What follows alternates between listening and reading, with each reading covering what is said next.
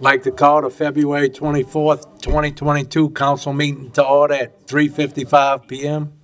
Machines open for roll call. I'm just kidding. Thank you.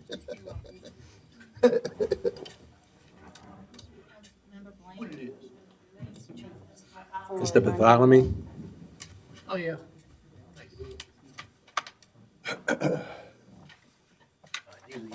let the record show 8 council members are present, Mr. Black's absent. Yes, ma'am.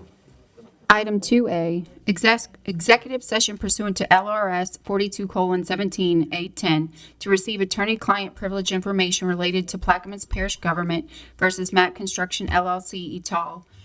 Case number 61-741, 25th Judicial District Court, Division B. Attorney William Culver. All off, ask for a second. Second by Dr. Gouy. Machines open.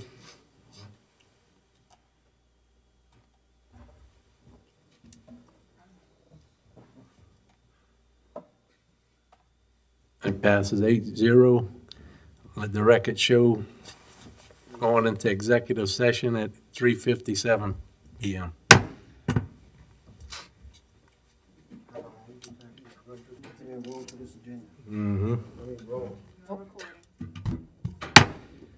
Like to call the council meeting back to order at 4:40 with no bonding action.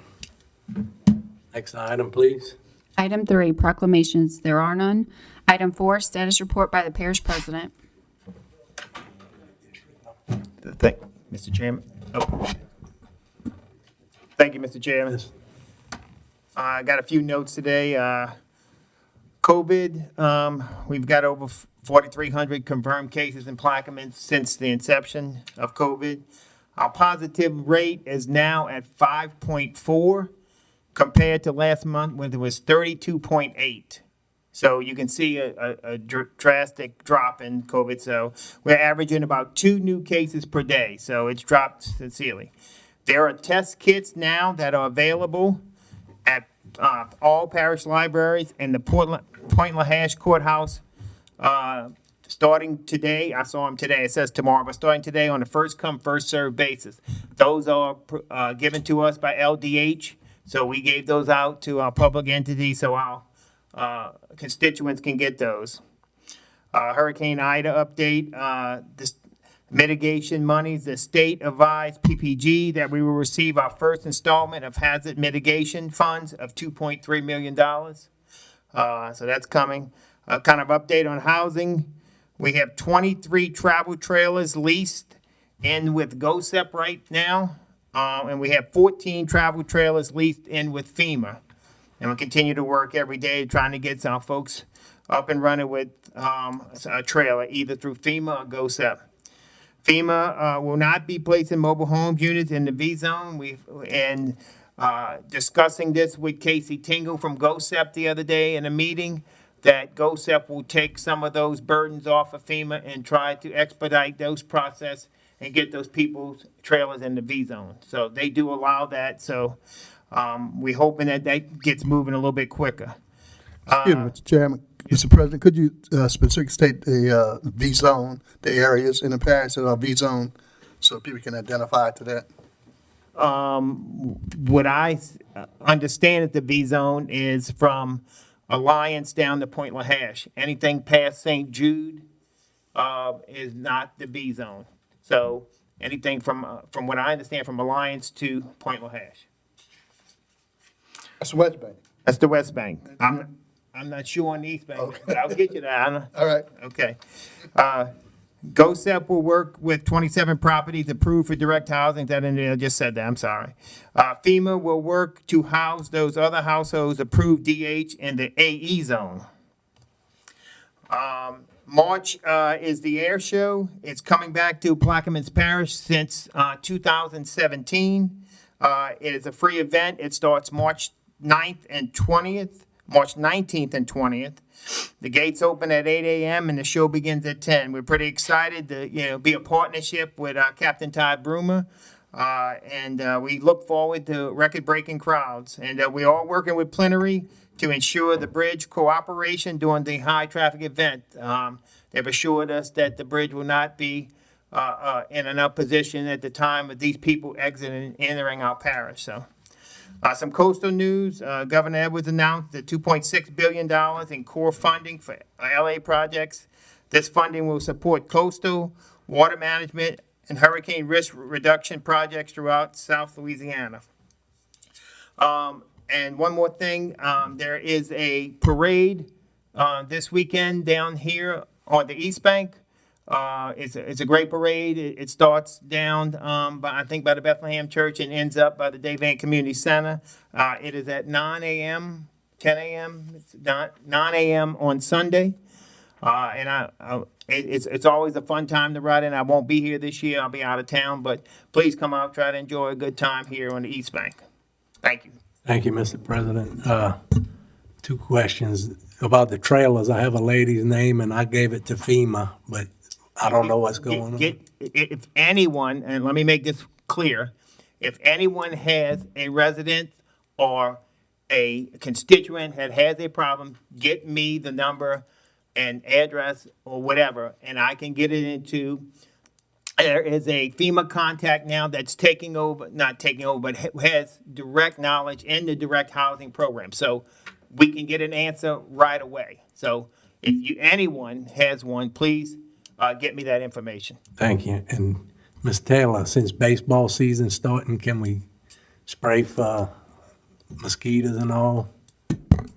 Sure, I'll pass that on to the mosquito control department. I'll get you a list when the games are. Sure. Thank you. And Mr. Blink? Sure. Received Sissy's update. The president's update was super informative, pretty succinct. But can y'all talk a little bit more about some of the coastal projects that might be included? It's a lot of money. Thank you, Mr. Blank. I would defer to Mr. Helmers if he can maybe update some of that. I don't know specifics of some of these projects. There hasn't been any detail released yet, Councilman Blank, on the specific projects.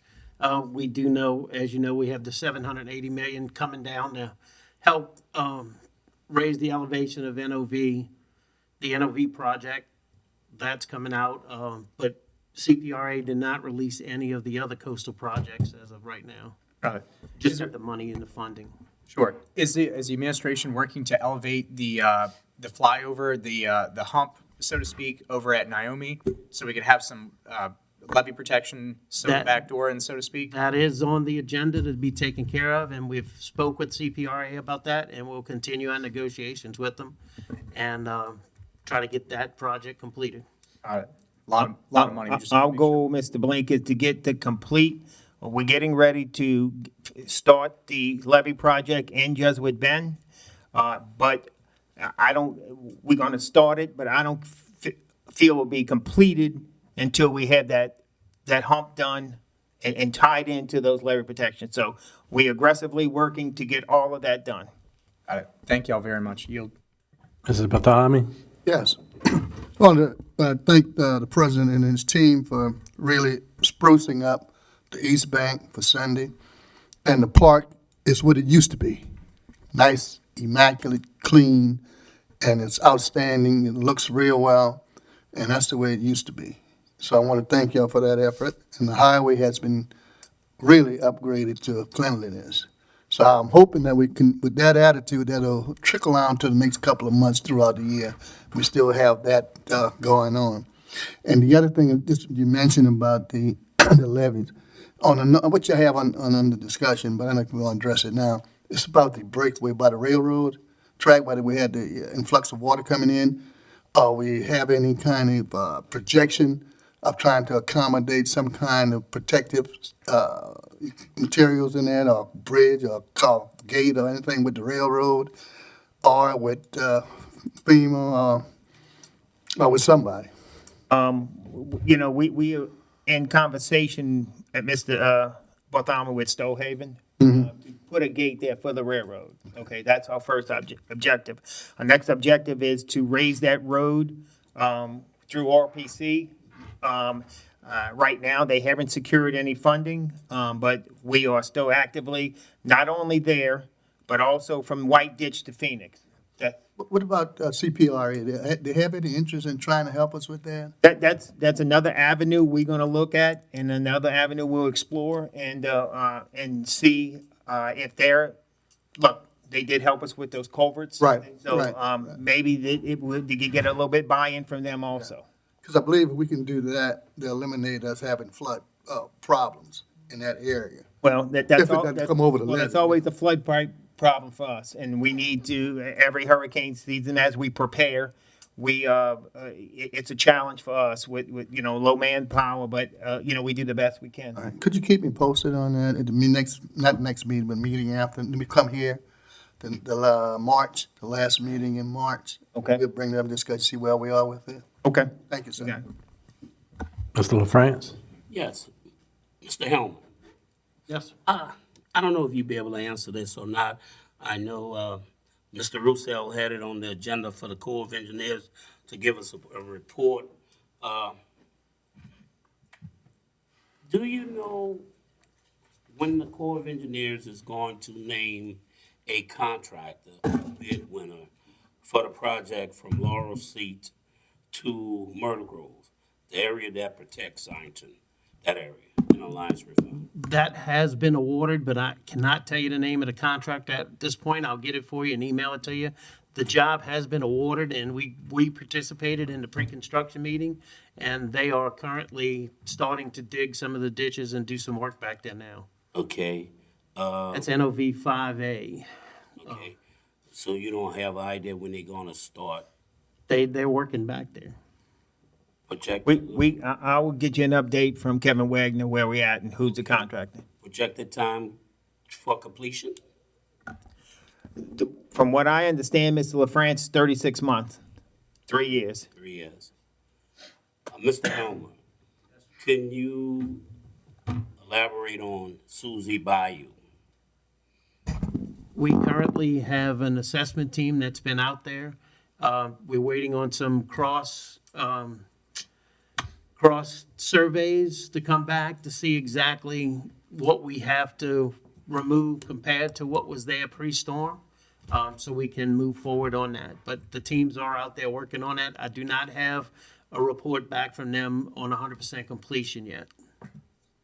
In approximately 90 days, I have some fishermen back there. And last year, during the white shrimp season, they weren't able to fish. Right. And now we come within 3 months, is going to be brown shrimp season. So that area has to get cleaned out so those fishermen can go out and do their livelihood. Oh, I agree. I know it's pretty bad back there. It's like 2 inches deep. I understand. Okay. But I'll push on them and see where we're at. And I'll Please. get you an update. All right, thank you. Ms. Newberry? Yeah, Mr. Lapine, is there any way that your administration, and this is for Crystal also, mosquito control, the warm weather's here, a lot of complaints are coming, remarks have been made. They're not seeing their $7 put to good use. So is there any way you can put on the website, an update on mosquito control for the residents of Plaquemines Parish and let them, just give them an update on our trucks and where we are, when we start to spray, just things like that? Is that possibly? We could put a game plan together and try to put some, they all have GPSs on the trucks, of course, and we can identify that information can be put out there too. So there are different ways, some of the problems we run into, we have scheduled, we're gonna do, and then wind comes up or something, then we can't spray. It Right, doesn't and I allow us. understand that, but, But we wanna try to get a game plan that allows us to get, focused so the public can see it. yeah, because they're gonna start asking questions when we're gonna start spraying again, and that's what I'm already getting reaction from the residents. I believe You they're have a date? spraying now, but Oh. they're just not spraying as actively. There's certain things that, maybe Miss. As we receive complaints, Ms. Newberry, we send trucks to those areas. The trucks have been going through maintenance. The spray units have been going through maintenance. We're getting all of those put back in place. But we do have trucks that we have set on side for when we receive complaints. They will start spraying. March is coming in, and you do start seeing mosquito activity in March. So we do start. Yeah, I would appreciate a game plan, Mr. Lapine. That would be great. It would assist us as council members. That way we're not having the not that the aggravation, but the persistent calls. If we get some public information out there, it'll help the public. Thank you. Thank you. Next item. Item 4A.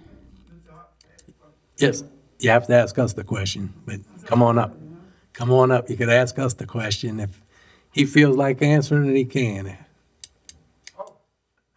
It was on the president thing. Go ahead. Go ahead and ask. Go ahead and ask. Oh, no. Okay, my compliment. I heard him talking about trailers, and I heard about elevation, and he was talking about B zone and A zone. I didn't know what that was. But any of the trailers that's coming in elevation going to benefit the people in Ironton and West Pearl had was affected by the hurricane? Mr. Lapine? Mr. Edwards, Reverend Edwards, I'm sorry. Those are just temporary trailers that we're talking about right now. They will not be elevated. They will be put on the ground for right now. Okay, but it will affect, it will be for the people in West Pearl Lads and Ironton? Yes, sir. Okay, thank you, sir. You got it. Well, let me say something before you move. When I spoke to FEMA said they will not put it in a flood area. FEMA. Now, the trailers that is going to Ironton and West Point LaHash, they are the state trailers. But FEMA will not put any trailers in a flood zone, what they consider a flood zone. Now, I asked FEMA, okay, if they would elevate the trailers, if they go to your elevation, they will not put any trailer in the flood zone. That's what FEMA told me. Thank you. Item 4A, Director's Update. Yes. Mr. LaFrance? Yes. Mr. Epley, could you give us a report? Did you get a report for us on Post Alpha Library? Or Yes, sir. I was there yesterday with Miss Walker. We did a walkthrough. At first, I asked Miss Walker earlier in the week to speak to her employees and see what their concerns were. She had a list of about 4 or 5 items. We went through the list. Most of the items were taken care of pretty quickly yesterday. The low water pressure was because they had one of the valves turned off underneath the sink. The hot water issue, there's plenty of hot water. They need to just flush the water in the mop sink once a week, and we won't have any issues with that. The lighting downstairs, one of the lights was switched to photocell instead of timer. So the lights didn't come on in the lobby downstairs. They were only coming on at night when the parking lot lights came on. So we switched that over and got that taken care of. They were concerned about moisture underneath the building. We're in South Louisiana. That's not something we're going to be able to stop. But the concrete in that area is brushed. So the concrete is not slick and should not cause a slipping hazard. The only other option would be to possibly paint and put a texture down on top of that if there's still concerns about a slipping hazard down below. And there was one other issue with a door that we're going to have addressed this week. thank you. You're welcome. Mr. Bartholomew? Yes, I have 2 items. Mr. President, could you get Mr. Roussel to see if any way possible the grader can go to the marina? Because I did a good job with the asphalt that we had off Highway 15, fill it in, but because of the water, stuff didn't bond, and it just came out of the hole, and it's just as bad. So I think you need to grade it. And Mr. Epley, I had a request from the constable, the justice of the peace, from Phoenix, Regina Piquet, to use the office at the Daybed Community Center right next to mine, to utilize it for her activities that she has as a justice of the peace. She needs to get in that office. I think we had approved it already, if I'm not mistaken, for her to use it. For her and Byron Inkler to use that office, that office where Marlene used to be. I think I do remember Yeah. that there was some legislation that Right. passed for that. And she asked me this week about it, and I told her when I'm here to meet, I'll talk to you about that. See if you Yeah, can, so does she need a key to the office? Is that Yeah. what you're saying? to send her to get in the building at night when she have case. Sometimes she have court, and that'll be a problem for her. She can't get in. Unless you want me to just give her my key. Ask her to contact me, we'll get it taken care of. All right, thank you, sir. That's all I have. Thank you. Ms. Newberry? Yeah, Todd, this is for you. I have a redundant amount of public requests for lighting. Do you have any type of update from Entergy or ourselves? Because I don't know about other council members, but I think it's throughout the parish. okay, so I There's figured. been several requests for lighting, especially on Entergy poles, which are wooden poles throughout the parish. Entergy told me 2 weeks ago that they were doing an assessment. They were going to have an outside contractor come in, and they were going to do a sweep to try to get all of these lights taken care of. We send all of the requests to Entergy as soon as we get them, and we try to follow up on them as often as we can. But Entergy has been very slow in responding to street lighting issues for us recently. As far as the lights that we're responsible for, our bucket truck is in the shop again. We hope within a week or two it'll be back out and we can be out repairing street lights that are our responsibility again. Thank you. Mr. Roussel? Yes, as far as the Orchard study, has the information been submitted and completed finally? Mr. Roussel, I had a conference call yesterday with Mr. Jim with the Archer Company. The administration has completed all of the questionnaires. Those questionnaires has been uploaded and sent to the Archer Company electronically, and we're getting ready to move to the next phase where they're sent out and the analysis is done. Thank you. Mr. Blink? Sure, a couple questions. The first one is for Mr. Helmers. When will there be a reinstatement of the CZM committee? I'm interested in hosting a joint meeting with the St. Bernard CZM committee over at the Braithwaite Auditorium. We've done this in the past. We could do virtual if you're worried about COVID and such. I will check with Mr. Robert Spears and get that put together, so we'll have it, the beginning of this or the second week or third week in March. Got it. Okay, thank you very much. This one's for Scott. I know he's not here, but there's a drainage request from a resident on Nancy Court. I don't know if you reached out or not. I'm not fully aware of what exactly the issue is, but she's been bringing it up quite a I will bit. check with Mr. Roussel. Nancy Court? Nancy Court, yes, please. I will check with Mr. Roussel tomorrow. All right, and the third one is the Wall and Empire. Have y'all reached out to that contractor to see if they're still interested in making that progress? So we put together an RFQ, so we're asking for quotes. The package went out today. We expect to have quotes in a week from today, by Friday next week, and we will award to the lowest bidder the job to continue cutting down the sheet pile, cutting it 2 feet below grade, and then refilling with fill to keep the levee intact. Got it. Got it. Thanks for the prompt service on that. You're welcome. Appreciate it.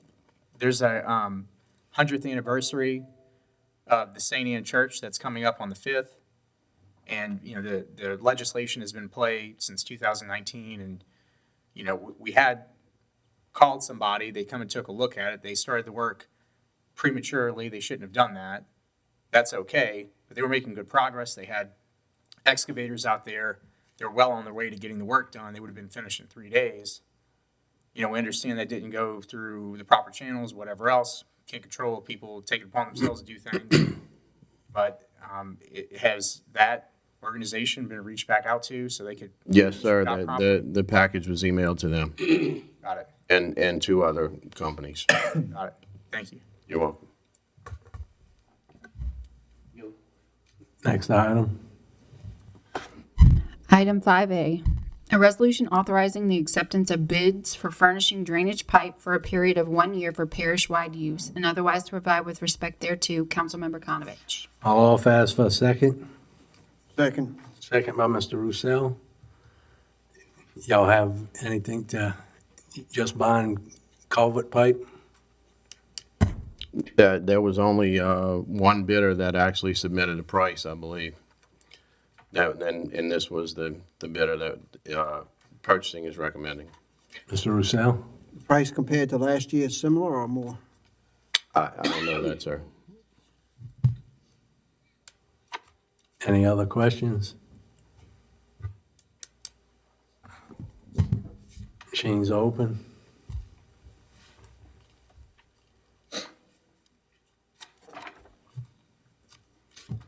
Passes 7-0. The record show Mr. Bartholomew stepped out. Item 5B, a resolution authorizing the acceptance of bids for furnishing, printing, letterhead, business cards, etc., for a period of 1 year for parish-wide use and otherwise to provide with respect thereto. Councilmember Konovich. I'll offer, ask for a second. Second. Second by Mr. LaFrance. Yo, have any input on this, or? Again, there was only one bidder that actually submitted prices, and that's one that was recommended. Thank you. Let me ask you this, if we continue to just get one bidder, are we looking at maybe advertising in a different manner? Or trying to get more bidders? I will speak to purchasing about that and see if there's something that we can do. If you do not want to accept this one and you want to re-advertise, we can absolutely do that. Right, now, I would hope that the administration would make just an effort to try to find more bidders or more media to try to find more bidders somehow. I can't tell you how many people she sent the packet to, Okay. but I know there was only one that responded. Any other questions? That might have been helpful to answer the question. If she sent it to 10 and only one responded, I wouldn't be asking the question. Right. Audience, machine's open.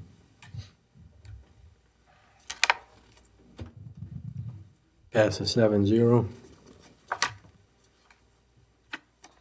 Item 5C, a resolution authorizing the acceptance of bids for furnishing limestone, crushed stone, and rip-rap rock aggregate for a period of 1 year for parish-wide use and otherwise to provide with respect thereto. Councilmember Konovich. I'll offer, ask for a second. Second by Dr. Gui. You have any input on this one? Only one? I don't. This is not something that one of my departments would deal with. Any other questions, council? Audience? Machine's open.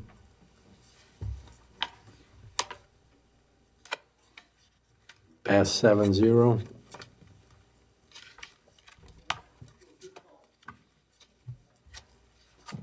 Item 5D, a resolution authorizing the acceptance of bids for furnishing sandbags for a period of 1 year for parish-wide and otherwise to provide with respect thereto. Councilmember Konovich. I'll offer, ask for a second. Second. Second by Mr. Blink. Same thing. I did look at this one, even though it's not one of the departments that I have. There was more than one bidder. This company was a little bidder. Dr. Gui? What do we do with the no bids? I'm sorry, say that We again. have some no bids. There was no bid on 3 items. What do we do about having those items on hand? Do we need those items? In Apparently particular, we don't. you You end up having to rebid them, and the only time you can avoid having to continue to rebid them is if you get in an emergent situation where you absolutely have to have it and you declare a state of emergency and you bypass the bid law.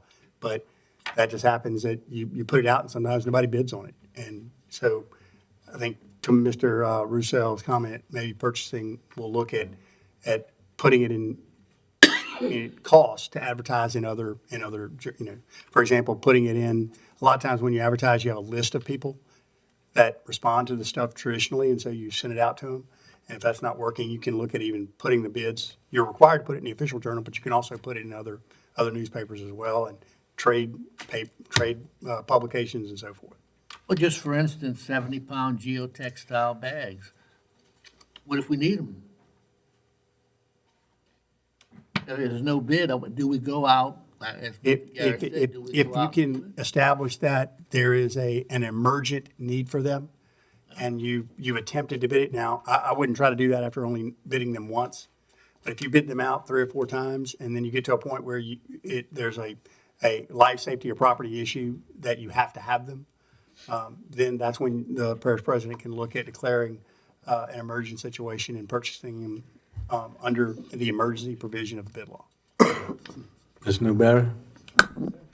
Yeah, why we don't have prices on total prices on all these bids that we're approving here?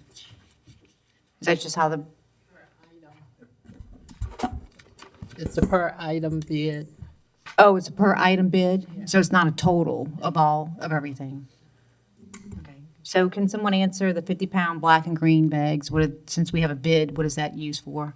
Probably the handheld, the small sandbags. Green is probably the small sand. Yeah. Okay. But the black, I think's UV. Well, that's the green that we got the bid on, the green ones. The bigger ones, nobody bid on it.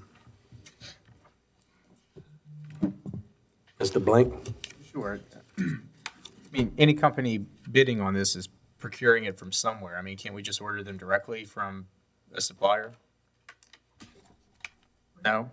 You have to bid. Got it. Now, that supplier. Sure.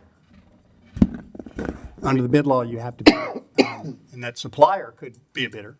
So if you found out, for example, if you wanted to see if you could get a better price and you found out where a potential bidder was getting them from wholesale, you could reach out to them. But a lot of the wholesalers don't like to do sale direct. They're wholesale. And in this case, it seems like the public bid law actually is going to cost us some more. I will tell you, in my 25-plus years' experience doing this, the public bid law doesn't always save you money. Thank you. Yield. Mr. Roussel? However, we also can piggyback on other jurisdictions and state bid list. You know, if we don't have a bid here, we can look on a state bid list or surrounding parishes, and if they have a bid and a supplier, we can piggyback on them as well for the same price. Right. There's 2 ways you can, there's a state contract list. So if the state has actually already bid these out and they have them under contract, you can actually just purchase from any seller at that price, as long as it's the same thing. Additionally, you can reach out and let's say Jefferson Parish had a contract for sandbags.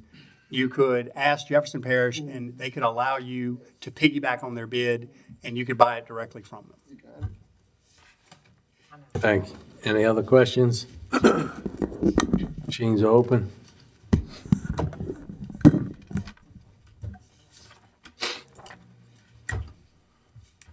And passes 8-0. And the record show Mr. Bartholomew's back. Item 6, there are none. Yeah, I have one. If anybody has a beer liquor license, queue in. Mr. Alborough? Sorry, sir.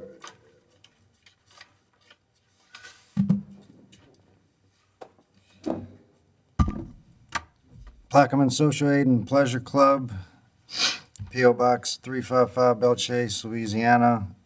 Event starting date, 4/23, I'm sorry, ending date 4/23. And also the Plaquemines Parish Heritage and Seafood Festival. Event starting date 4/29, event ending date 5/1. That's all I have. I have one YMCA Bonko party, March 19th, 2020, 36342 Highway 11, Bureau, Louisiana. Anyone else? I'll off ask for a second. Second. Second by Mr. Alborough. Any questions? Machines are open.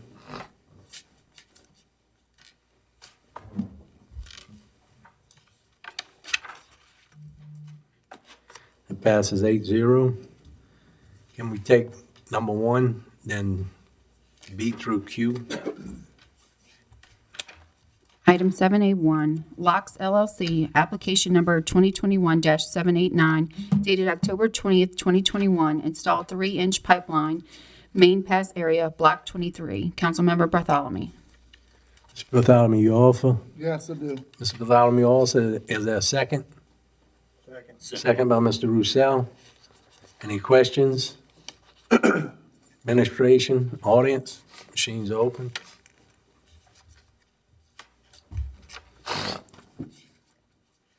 Let the record show passes 7 with 1 abstention. Item 7B, Stumps RV Park, Stumps Supermarket, Trailer Park Renewal, 113, lots 1 through 16, Stumps Lane, Venice, Louisiana. Councilmember Konovich. 7C, PHI Inc., Trailer Park Renewal, Ernie Lane, Boothville, Louisiana. Councilmember Konovich. D, Goodman's Trailer Park, Todd Goodman, Trailer Park Renewal, Goodman's Lane, Boothville, Louisiana. Councilmember Konovich. Delta Dragon RV Park, Angie Majori, Trailer Park Renewal, Finnegan Lane, Venice, Louisiana. Councilmember Konovich. F, LZ Properties LLC, Nancy Arizzi, Trailer Park Renewal, Sooner Lane, Venice, Louisiana. Councilmember Konovich. G, Fort Booth Campsites, Fort Boothville Campsites, Fort Boothville LLC, Trailer Park Renewal, 41073, Highway 23, Boothville, Louisiana. Councilmember Konovich. H, Harvey Properties LLC, Todd Harvey, Trailer Park Renewal, Sooner Lane, Venice, Louisiana. Councilmember Konovich. I, Venice Charters Unlimited, Brent Roy, Trailer Park Renewal, Emmett's Lane, Boothville, Louisiana. Councilmember Konovich. J, CNH Mobile Home Park LLC, Carol Turner, Trailer Park Renewal, 26287, Highway 23, Port Sulphur, Louisiana. Councilmember Konovich. K, Stockholm Sray Trailer Park, Stockholm Sray, Trailer Park Renewal, Perry Lane, Buras, Louisiana. Councilmember Konovich. L, Cruisers RV Park, Rodney Height, Trailer Park Renewal, Logan Lane, Bellchase, Louisiana. Councilmember Blink. Minwin Trailer Park, Van Tran, Trailer Park Renewal, Elizabeth Lane, Empire, Louisiana. Councilmember Blink. N, Providence Estates, Brandon Dotson, Trailer Park Renewal, 40551 A through L, Highway 23, Boothville, Louisiana. Councilmember Konovich. O, Gladys Trailer Park, Rovan Lee, Trailer Park Renewal, Gladys Lane, Boothville, Louisiana. Councilmember Konovich. P, Soriano Estates, Secreto Properties LLC, Trailer Park Renewal, RP Lane, Triumph, Louisiana. Councilmember Konovich. Q, Southern Oaks Mobile Home Community, Inc., Thomas Gorman, Trailer Park Renewal, 300 block of East 3rd Street, Bellchase, Louisiana. Councilmember Black. I'll offer as a second. Second. Second by Mr. Roussel. Any questions from the council, administration, audience? Machines are open.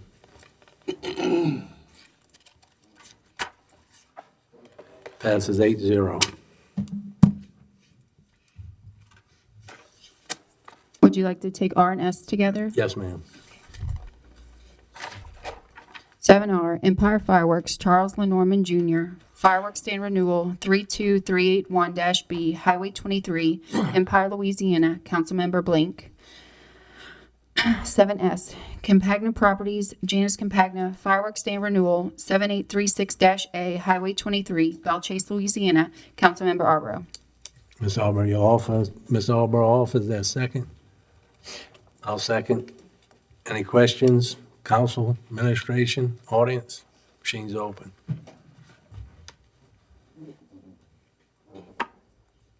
Passes 8-0.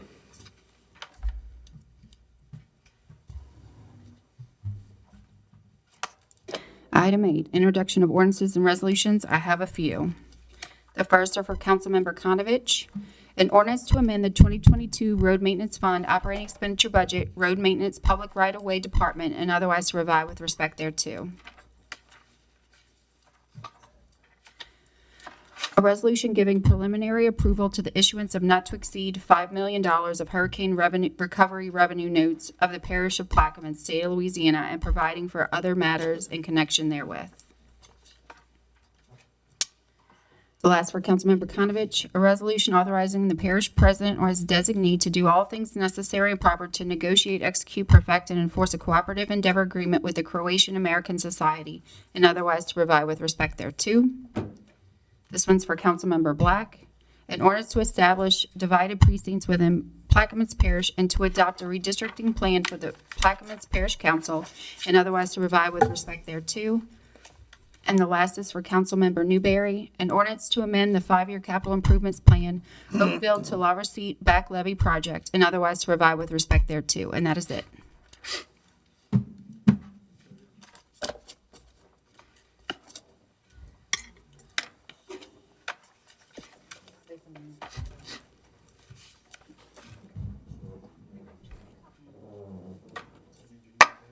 Item 9A1, an ordinance to amend Section 12, amendments and petitions of ordinance number 142, the comprehensive zoning ordinance to authorize the Plaquemines Parish Council to establish rules, regulations, procedures, and requirements for the issuance of temporary permits for the placement and operation of RV parks, RV sites, campgrounds, and other temporary housing units or facilities in any zoning district, and temporarily suspend any and all map changes, requirements related thereto, and otherwise to provide with respect thereto. Councilmember LaFrance. Yes, I would like to offer with changes Mr. LaFrance offers with changes. to delete line 54.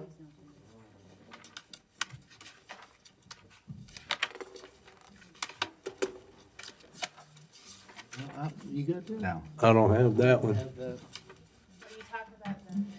Yeah, I was never told to send it. okay, Want to pass over it and I'll go make copies? yes. Pass over 9A, 9A2, please. 9A2, in order to establish divided precincts within Plaquemines Parish and to adopt a redistricting plan for the Plaquemines Parish Council and otherwise to provide with respect thereto. Councilmember Konovich. I'll offer ask for a second. Second. Second by Mr. Bartholomew. I'm offering this. We started this map October 13th. I'll open it up to the whole council to look at, make any changes they want. When the school board came on board with Mr. Garrett, I opened it up to them, let them make any changes they want. Had the 3 town hall meetings. I called Mr. Garrett after. He said he hasn't received any calls, emails, or anything. And no council members or school board members made any changes to it. So I said, let's go ahead with it, and introduced it last meeting. Well, after the meeting, I got a call asking me if I made this ordinance. I said, yep.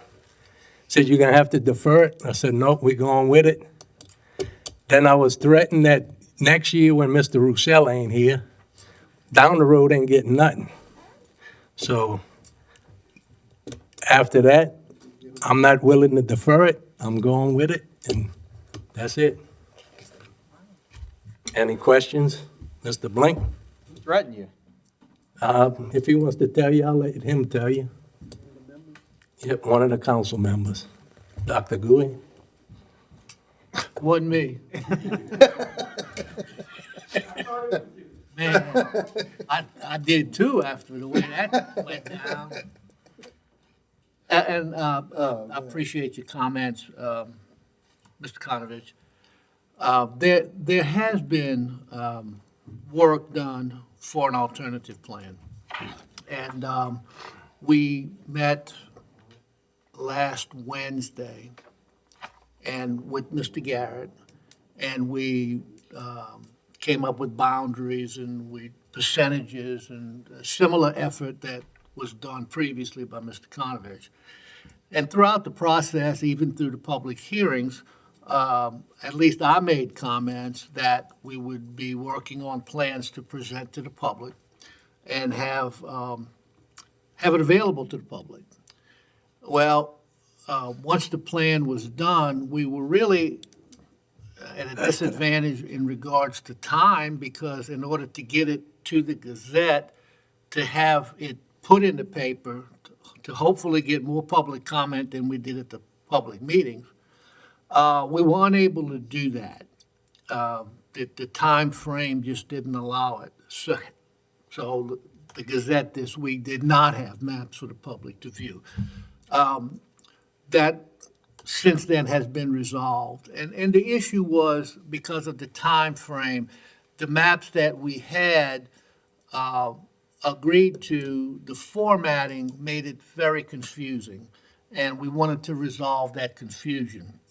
So today was the first opportunity we had, and Councilmember Black made the introduction so that we would have another option for the public to at least view and make their comments so that it could be voted upon hopefully simultaneously with Mr. Konovich's at the next meeting, would allow us to get the maps out and have a public hearing, and hopefully have come to the conclusion that we're satisfied that the public has been informed.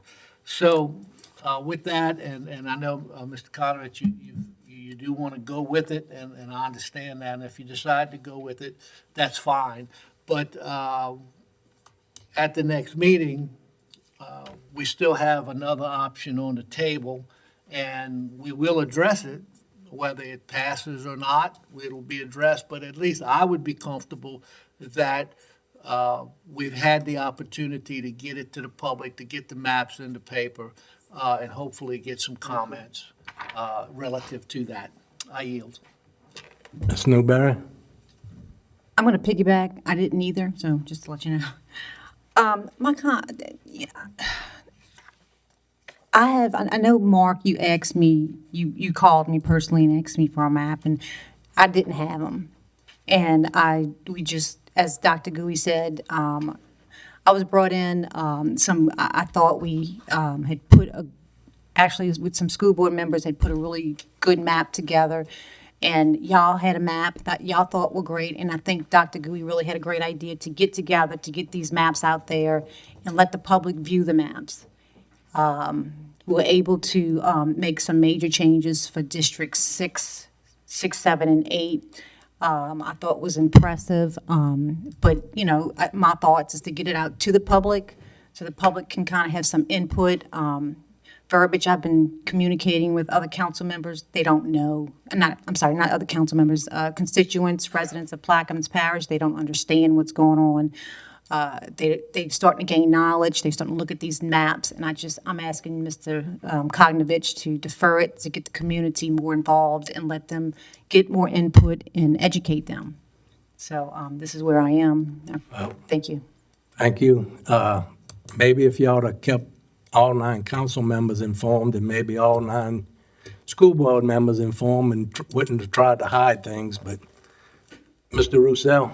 Yes, thank you, Mr. Konovich, and I want to commend you on your effort to put a map together, and you did include all of us, and I appreciate that, and that's where I started my basis from, and I thought that when we left this courthouse 3 months ago, or however long ago it was, that we had a consensus of what the districts were going to look like, and I've been operating on that premise since that day, because everybody that was in the room, had an agreement to some extent, except Mr. Etal had some concerns, and those concerns have been alleviated, in my opinion.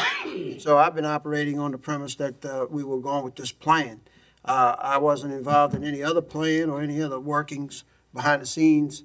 I did hear something about a plan being put together, but I was told that you had to get permission from certain members to be able to see the plan. And when I heard that, then I kind of went on a hands-off attitude, because I thought that your approach of putting everybody together and working it universally with the council and the school board was the best way to go. And when I did hear that comment about, you got to get permission to see it, I mean, I thought we were working as a whole body, as the government and the school board, trying to come to some agreement. And as I understand it, the school board last night did pass a resolution, and I see the president of the school board here that may want to make some comments on this, supportive of the plan that you have on the table today. And I think it's a goal of the council and the school board to try to adopt the same plan, so that we don't have all of this confusion about a school board district and a council district being different. And if the school board is on board with it, I'm on board with it, and I agree with what has been done and the openness that you've put forward to try to make us inclusion of everybody. Naturally, there's always a better plan. If it's not my plan, it's somebody else's plan, and it's always better for them. But at this time, I'm supportive of you, Mr. Konovich, and I'm getting used to having introductions done to undo things that haven't even happened yet. So Mr. Black's not here. I thought if it'd be important enough for him to introduce something, with him not even being here, we ought to start looking at the fact that perhaps we ought not allow members who can't come to meetings to introduce legislation unless they're here. And I know that Mr. Black will take me on for that, but I'll tell him the same thing when I see him. You know, you need to come to the meeting if you want to introduce something, especially of this magnitude. So thank you again, Mr. Kanovich, for your efforts. Dr. Gui? Well, I just want to respond. First of all, with the first map, we looked at that collectively. It was a draft map. That was the last of any presentation I was given. I wasn't invited into any other presentations. To say that something was underhanded or kept out of the public eye, when we looked at the map that, and if you don't mind, Nico, Mr. Teswich and Mr. Morrow had worked on a map, and we looked at that, and it was more in line with the goals that we had of consolidating the districts and looking at the percentage deviations, knowing that the northern end of the parish would in all likelihood grow, that we wanted to look at the deviations to try to compensate for that, because historically we have seen the districts in the north grow. Not that that's forced by anyone, it's just the way it was. That's the way it historically was. So we looked at logically doing that. We didn't keep anyone out of anything. We can only have 4 council members meet for anything, and so we had 4 people who expressed interest in a different form in as far as meeting the goals of the deviation and consolidation, and we met. And so it's introduced now, and everyone has an opportunity to look at it. So to spin the story that something was done to purposely keep other members out of the loop is totally inaccurate. And I know I don't think it was meant to be a malicious comment. It was just a comment that was made. But really, when you say something like that, I feel that I should at least comment and respond to the way it's being interpreted and try to mitigate that it wasn't that way. So with that, I will yield. Ms. Newberry? Yeah, obviously, on my part, I didn't feel there was no intent of hiding anything. This is just coming to fruition. Obviously, I'm a little upset because this was introduced without telling all the council members this was introduced, so. Do you tell every councilman everything you introduce? Well, I mean, I think the fact is that y'all knew that this was in place, but we haven't had any final say. We're still working the maps. And I mean, just consideration of us trying to put a second map out there and to educate the public and to have them have some kind of consensus on what these maps look like and maybe have some input. You know, we're here elected to residents of Plaquemines Parish and give them an opportunity to speak on these maps, and to rush this vote is a little premature. We have until May. I'd like to see these maps presented to the public the month of March, and maybe come to consensus and move forward with April and vote on this with some consensus of what the public feels with their opportunity of having a voice in this matter. So, thank you. Mr. LaFrance? Yes, I would like to thank Dr. Gui, because he was adamant about getting the public input on this redistricting. And he had several meetings throughout the parish. I had the opportunity to go to one in Parish. They had about 20 people there. 15 of them was elected officials. 5 was there, 1 was the attorney. We are elected by the people. We are elected by the people to make decisions. Some decisions are hard, some decisions not so hard. I've been elected by the people of District 7, and they elected me to make decisions. I am prepared to make decisions. You could keep on beating this horse. Everybody sitting at this table and made up their mind. We know what plan we're gonna vote for. You can show 100 plans, you can show 1,000 plans. We already know what plans we're gonna vote for.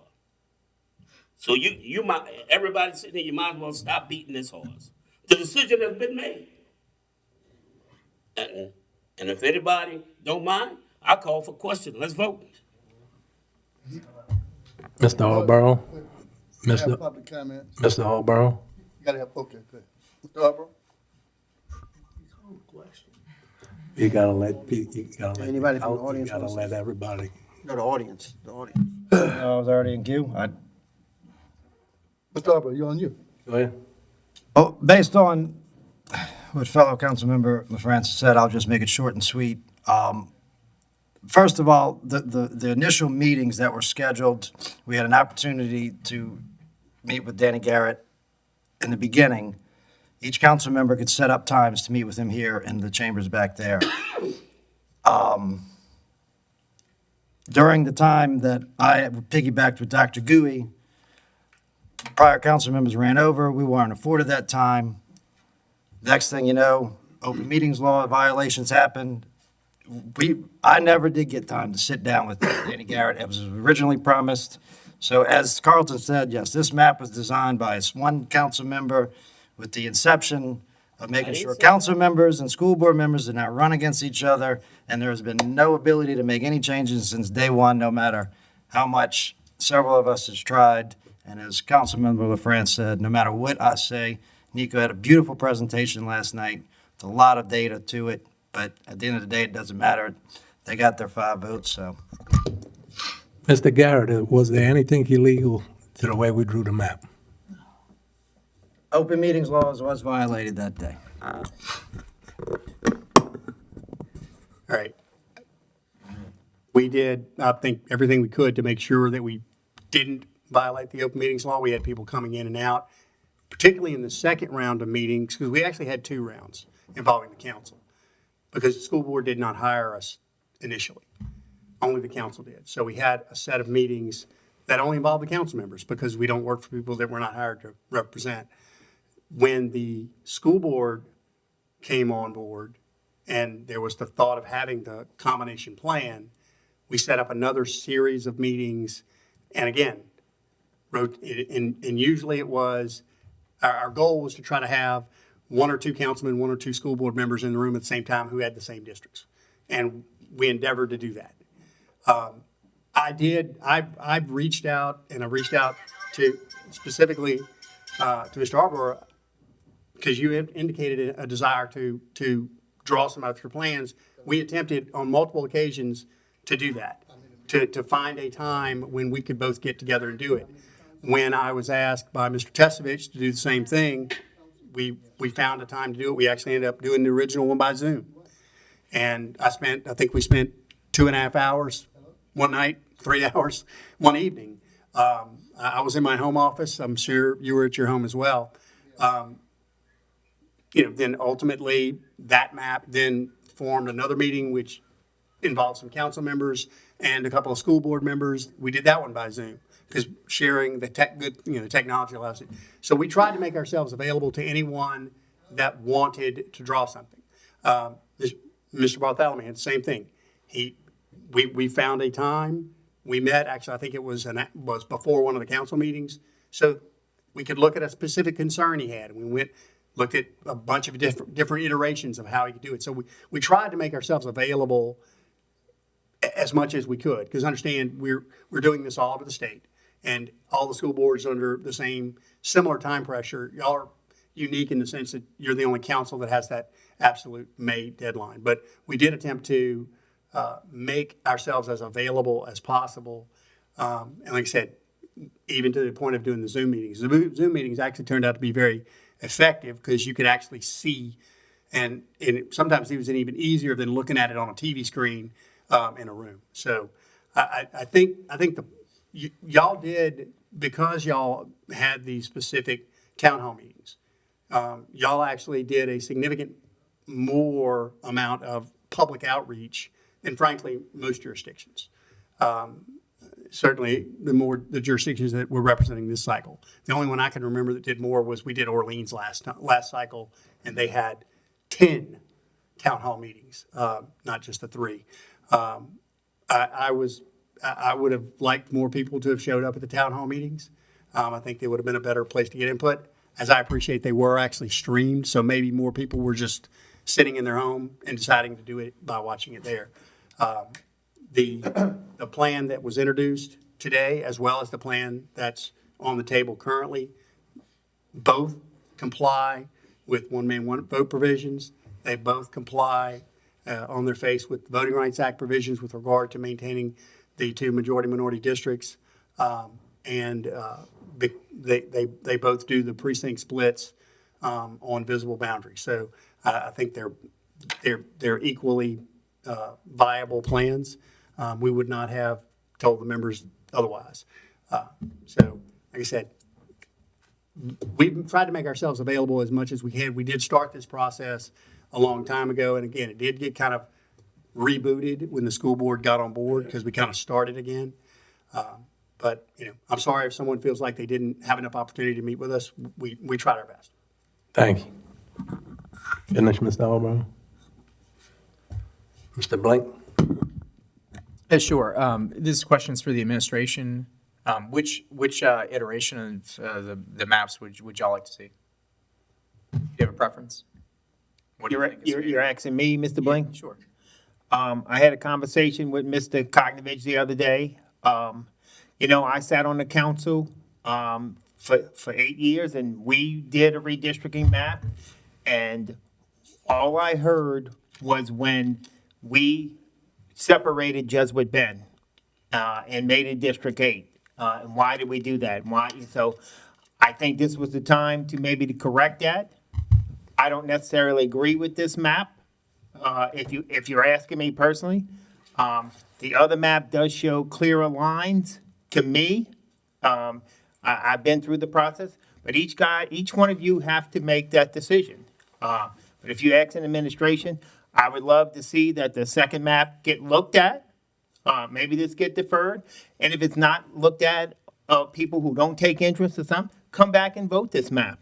But sitting on this side, and I've sat on that side and had the chance to redistrict, and that was one of the biggest concerns that we separated Jesuit Bend. So that's my concern. But again, I don't make that decision, Mr. Bling. Certainly. Thank you very much. And for folks at home that are following this really complicated issue, we're painted in a box, right? We have to follow census tracts. They're totally arbitrary, created by somebody in DC that's never set foot here, most likely. They have nothing to do with neighborhood continuity or anything really, just arbitrary geographic features, railroads, stuff like that. And they're not even, they're all sorts of different shapes. A lot of them have panhandles. It's really tough to give people a fair shake with the way things are laid out. Right. Anyway, I yield. Thank you. Mr. Downey? There's no greater lineation from what has been in the past on the East Bank. Now we're being incorporated significantly with the West Bank. And the rule of thumb is at stake here. Do I agree with that up front? No, I didn't agree with it. Do I still agree? No, I don't. But at the end of the day, it's the rule of law that we have to pursue and represent and act accordingly. And being that I've been observed with Mr. Conovich's proposal more than once, more than twice, several times, as well as the other, and it came to reason that it's more objective than the other ones that have been presented to us. So it's not a selfish thing. It could be a selfish, hell, I wouldn't vote for any of you. I'm very selfish when it comes to the East Bank. But it goes beyond that. The rule of law. Thank you, Mr. Chairman. Mr. LaFrance? Yes. When I met with Mr. Garrett, I asked him, where my line's at? He told me where the line's good. That's it. Because I don't represent lines. I represent people. I don't care where my lines was. I represent people. When I was elected, it was from Port Sulphur to Jesuit Bend, right next to Miss Sharon Brandon House, all the way to trailer park. I had to do some walking and talking. I represent people. And that's what this council needs to start doing, is start representing people and stop representing lines. Thank you. Mr. Roussel? Yes, you know, the earlier comments about underhanded operations or whatever they were, I assure you that I never indicated that anybody was doing anything underhanded, but they definitely weren't transparent, because we met and everybody saw the plan from the school board side, from the council side. Now, whether you agree with it or not, but I can tell you, the last time that I heard about this plan was at the donut shop from Mr. Nico wanting to show it to me, which was a couple of days ago. When I asked about, well, is there a plan around, you had to get permission from the author or somebody to give Mr. Garrett the permission to release it to us. And like I said earlier, I wasn't into something that was being formulated that I had to get permission to see from our own consultant, because it was being orchestrated behind the scenes somewhere. And if you like it or not, that was the facts. So I'm satisfied that we had a transparent and open debate as far as where the lines go, or the people that we represent will be put in these districts. And I'd like to hear a couple of comments from the school board system. They've looked at it, and whoever else from the public that might want to make a comment on it, so we can move forward. Thank you. Any questions from the audience? Councilmember Kognovich, I want to remind you about some emails we received also that need. Yes, ma'am. Reverend Tyrone Edwards, 112 Thomas Lane, downtown Phoenix. This has been a very amusing meeting for me to hear some of the comments that are being heard here, where council members cannot see copies of stuff. So it really sounds crazy to me. As it relates to the town hall meeting, when I question a lot of people about coming to meeting, most of the people on the East Bank that I talked to, some people on the West Bank, say the people in Belchase is going to do what they want to do.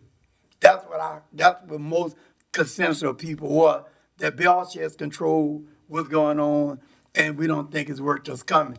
So I know we came out to the meeting here to express our concern about the redistricting, and one of the key things that we wanted to make sure that two majority black district was created.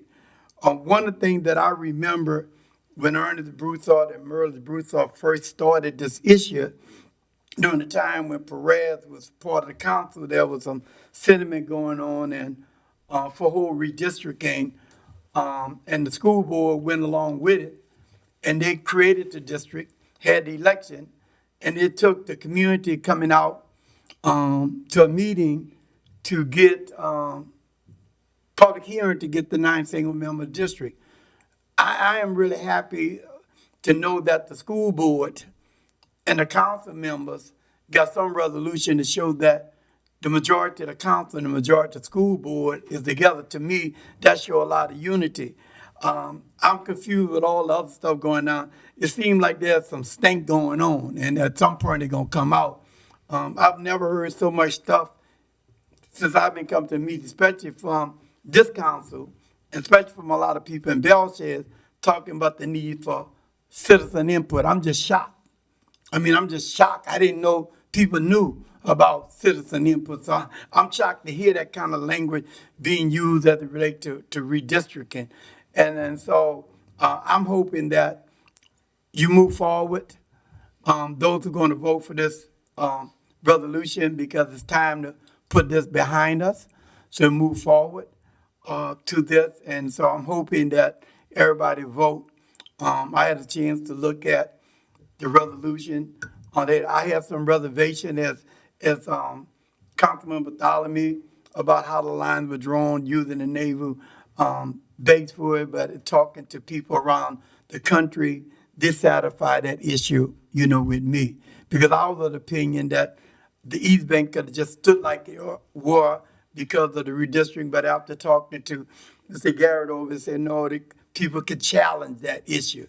And I felt like, hey, it's worth the challenge, but but other people didn't feel so. I'm very comfortable as a person that represent people who, Reverend Edwards, why this came forward. Thank you. thank you. Anyone else?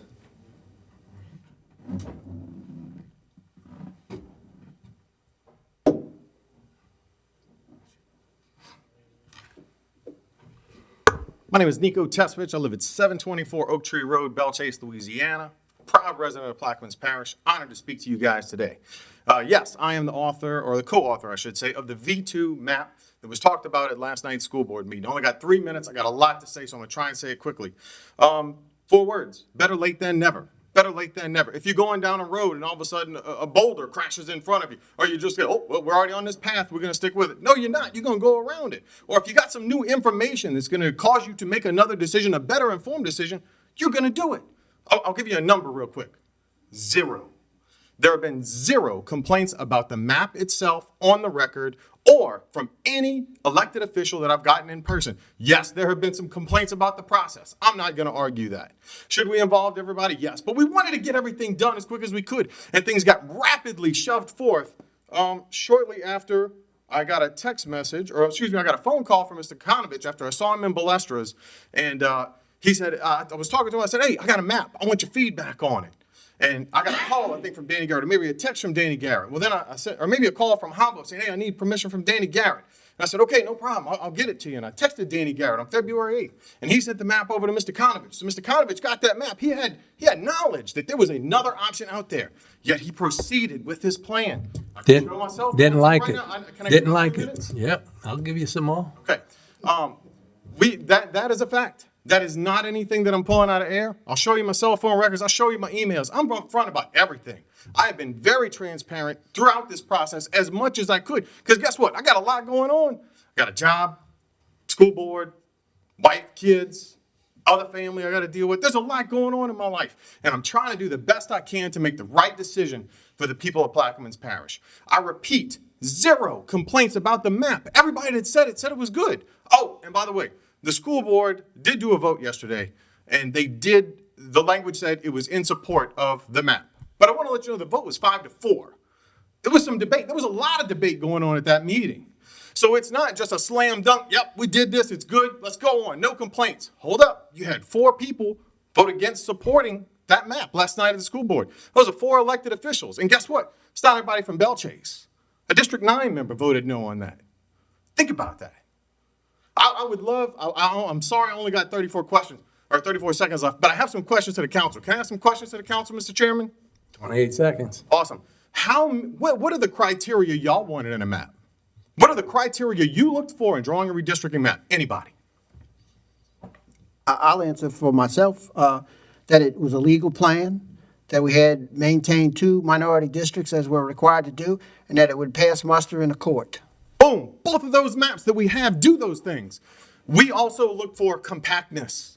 We look to keep communities together. Jesuit Bend, everybody always brings up Jesuit Bend. We wanted to bring a map that is correct, that is compact, Thank that you. brings the communities together. Time's Thank up. you for your time. But You I'll- guys, I'll answer- for tonight. Thank you. I'll answer it. I saw your map.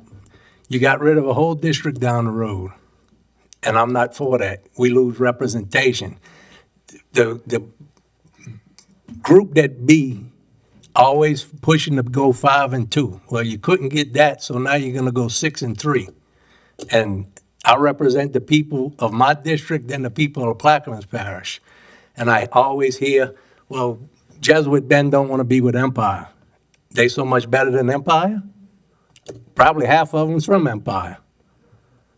So, and I know many of people in that district, in Jesuit Bend, and I asked a lot of them. Does it matter what district you're in? Nope. All we matter is when we call our councilman, they do something. That's what they want. Can I rebut? Yeah. Mr. Konovich, excuse me. Do you reject the idea of compact districts and keeping communities together in single districts as much as possible? I agree on my map, and that's where it's. Okay, well, if you agree on your map and not our map, then you are against compactness, because in every single way that you look, if you go to Ballotopedia online, very simple thing, a lot of different sources there, and you look and see what are the trends in redistricting across the country, compactness is number 1. Number one, look at it yourself. I don't need to go to no internet. I go to the people and ask the people what they want, and this is it. Thank you. Any other, Mr. Blink? Yes, certainly. So I ran in District 8 last time. I ran against a former council member that served in District 8 and a newcomer. And I was able to win without going into a runoff because I listened to what the people had to say in both Jesuit Bend and Empire. And while there is a little geography between them on the road that separates them, at the end of the day, those individuals have something that is really in common, and they are outside of the wall. And so those two neighborhoods they are together in a struggle against overbearing regulation, against a government that's spread thin and doesn't have very much money, against apathy, of all kinds of different things. They're one and the same. It was the same thing over and over again. It was almost cliche after I knocked on every single door in the district, and it was mosquitoes. They wanted their drainage to work. They wanted to feel safe. They wanted the levees to work right. You know, really, there's no major differences with dealing with the two communities. So I yield. Thank you. Mr. Roussel? No, I think we have someone that wants to speak. Yes, ma'am.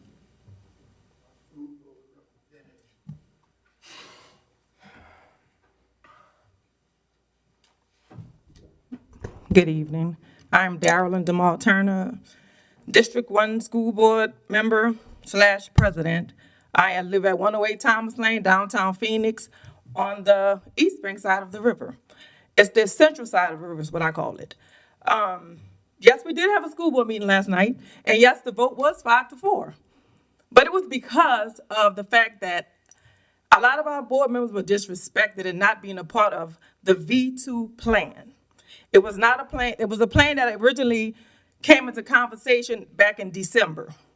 So we had a school board meeting in January, we had a school board meeting in February. We also had committee of the board meetings in between those school board meetings, and not one time did our two board members address the fact that they were coming up with an alternative map. Again, I have no problem with Mr. Teswich and Mr. Morrell map that they came up with. The problem I had was we was not in that conversation. So therefore, how do you come up with a map and not include the whole board and work with Mr. Garrett, who the board as a whole hired to work for us? That is the issue I had. Yes, it wasn't a unanimous decision last night. 4 board members did say that they did not vote for support of Mr. Konovich's plan, but I do stand here and tell you that 5 of us did vote for it, and the majority ruled. So I would like to move forward on your map, because I'm really over this whole conversation. We've taken a hit on the East Bank, because now we have to cross over to the West Bank to get people. So you talk about compactness. Where's the compact for us? We don't have it. And I don't want to take away from anybody's community, but stop talking about Jesuit Bend. Let's talk about the parish as a whole. Let's come together as a whole and fight for what we need on both sides of the river, and stop saying what one district needs and the other district don't. We all need help. And I'm sick of this division in this parish. I'm over it. Lines can be erased. Lives can't. So come on, let's just come together as one. You have a 5-4 vote from Plaquemines Parish School Board, and I'm here to say that we was in support of your plan. That's all I had to say. Thank you. Thank you. Mr. Alborough? Mr. Turner, as you remember, I was there last night. Was it 2 or 3 of those 5 school board members stated that they had never even seen the final plan that they voted on? It was one. It was more than one. It was one person that said they had never seen the final draft. District 9. The final draft. But it was also 5 people that said that we were in meetings consistently with Mr. Garrett about the plans. And if anybody had a problem with it, they had ample opportunity to speak up, and they didn't. This was back in November when we had those round of meetings. Nobody said anything about the map until I just found out at the school board meeting in Boothville that there was a second map. You're right. As a board president, I just found out about a map at the school board meeting. A map that was talked about back in December. So as a board president, slap in the face to me. Thank you. Call a question. Question's been called.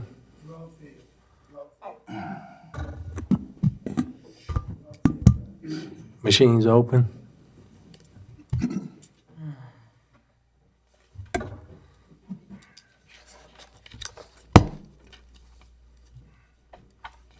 That passes 5-3.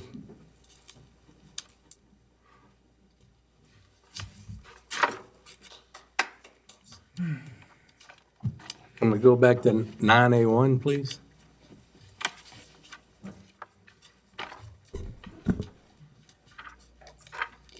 (9A1). In order to amend Section 12, amendments and petitions of ordinance number 142, the comprehensive zoning ordinance to authorize the Plaquemines Parish Council to establish rules, regulations, procedures, and requirements for the issuance of temporary permits for the placement of operation of RV parks, RV sites, campgrounds, and other temporary housing units or facilities in any zoning district, and temporarily suspend any and all map changes, rezone petition requirements related thereto, and otherwise to provide with respect thereto. And the substitute is after the second whereas, add an and. Then they're going to have a third whereas that states a proposed text amendment was filed by the Plaquemines Parish Development Board, application number 2022-487, dated January 6, 2022, to consider a text amendment to the comprehensive ordinance number 142, section 12, amendments and petitions by enacting subsection 6, temporary housing needs, and another whereas. After a public hearing was held on February 1st, 2022, providing all interested parties and the public with an opportunity to be heard regarding the proposed text amendment, an advertisement required by law was made in the Plaquemines Gazette, the official journal of the Plaquemines Parish of Plaquemines, and another whereas, the Plaquemines Parish Development during the open public hearing made an amendment to the originally proposed text amendment, and there's another whereas. At a meeting held on February 1st, 2022, the Plaquemines Parish Development favorably adopted a resolution recommending the text amendment as proposed by the Plaquemines Parish Development Board, application number 2022-487, dated January 6, 2022, to consider a text amendment to the comprehensive ordinance number 142, section 12, amendments and petitions by enacting subsection 6, temporary housing need. And then under section 1, strike out the whole top part, and then they're replacing it with to amend section 412 of ordinance number 142, the comprehensive zoning ordinance of Plaquemines Parish, by enacting subsection 6, which shall read as follows. And under that, they say they're adding after by ordinance in the next paragraph, they're adding so declare and. Then the following line underneath that, they're going to strike out and requirements. And then further down that, they're striking out RV and putting recreational vehicles. Same RV, recreational vehicles. They added travel trailers. And then it says other temporary housing units or facilities. They are adding so authorized and striking out in any zoning district. And at the end of that paragraph, they're adding, in no event shall any ordinance adopted under the authority of this subsection authorize the issuance or renewal of temporary permits for a period to exceed 3 years. Right under that, they added permits granted under this subsection may be issued in the following areas. And they have a floodplain zoning district, but only on parcels where the Plaquemines Parish Council has issued a similar temporary permit in the last 10 years, and B, all non-floodplain zoning districts located downriver from the center line of St. Jude Road in Port Sulphur, Louisiana. And right under those, it has a sentence.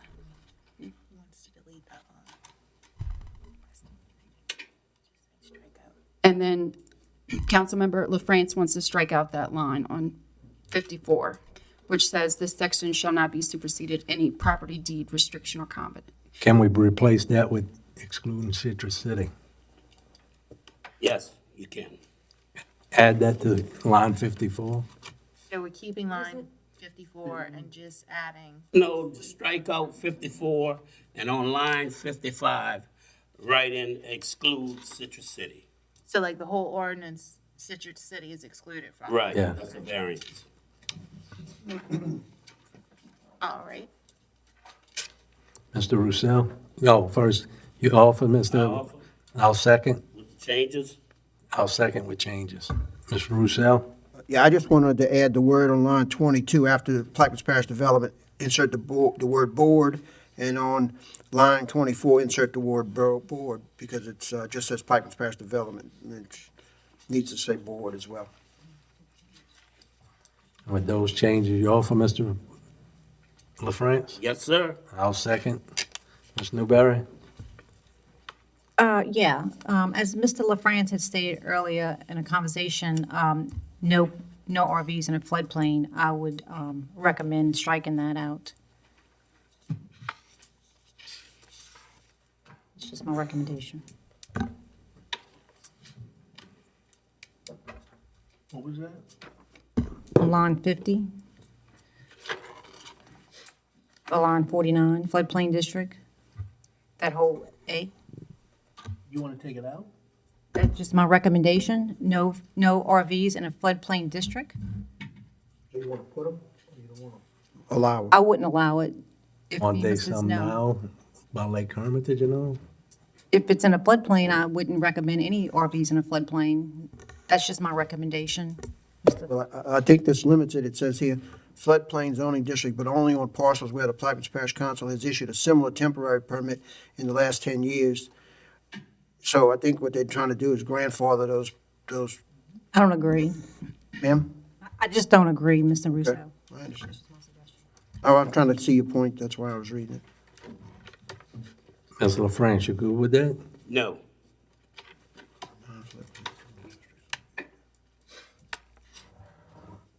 I want it as read.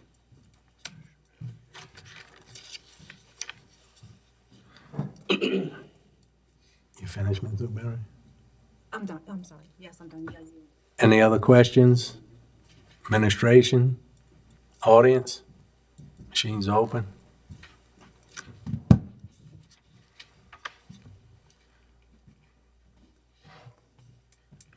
It passes 7-1. Okay. Need to go back to read the emails for the redistricting.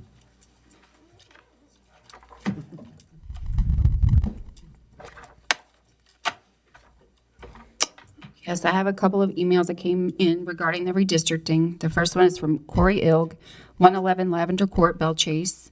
To whom it may concern, redistricting is something that will affect a community in a particular area for 10 years. We all know the population shift that has occurred over the last 17 years, and it should not be ignored. The splitting up of communities and rushing the process is not right for anyone, especially when a deadline is months away.